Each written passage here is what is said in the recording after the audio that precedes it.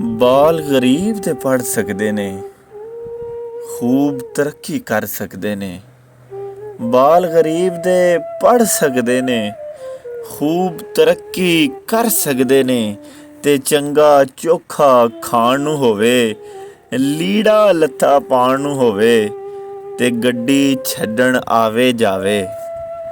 ਗੱਡੀ ਛੱਡਣ ਆਵੇ ਜਾਵੇ, ਟਿਊਸ਼ਨ ਵੀ ਇੱਕ ਮਿਸ ਪੜ੍ਹਾਵੇ, ਤੇ ਖੁੱਲ੍ਹਾ ਖਰਚਾ ਪੱਲੇ ਹੋਵੇ, ਹਰ ਥਾਂ ਬੱਲੇ ਬੱਲੇ ਹੋਵੇ।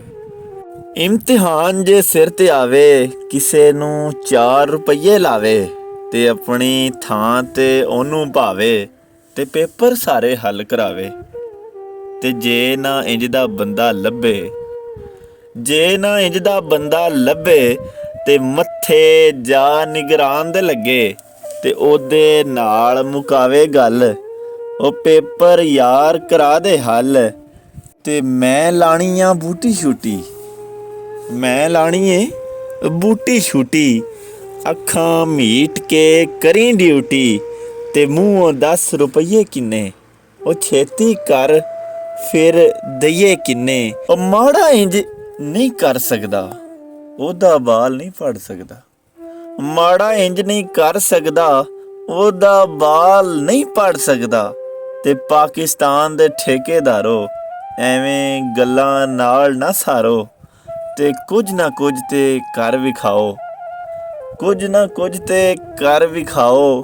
ਫੋਕੇ ਨਾ ਬਸ ਢੋਲ ਵਜਾਓ, ਐਸ ਕੁਰਸੀ ਤੇ ਜਿਹੜਾ ਆਇਆ, ਉਹਨੇ ਇਹੋ ਰੌਲਾ ਪਾਇਆ। ਰਿਸ਼ਵਤ ਖੋਰੀ ਬੰਦ ਕਰ ਦਾਂਗਾ, ਤੇ ਗੁਰਬਤ ਅੱਗੇ ਕੰਧ ਕਰ ਦਾਂਗਾ।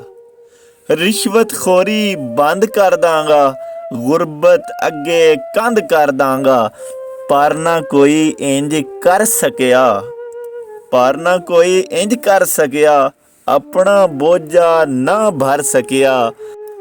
ਤੇ ਕੋਈ ਤੇ ਰੱਬਾ ਇੰਝ ਦਾ ਆਵੇ, ਜ਼ਾਲਮਾਂ ਦੇ ਤਾਂ ਨੱਥਾਂ ਪਾਵੇ।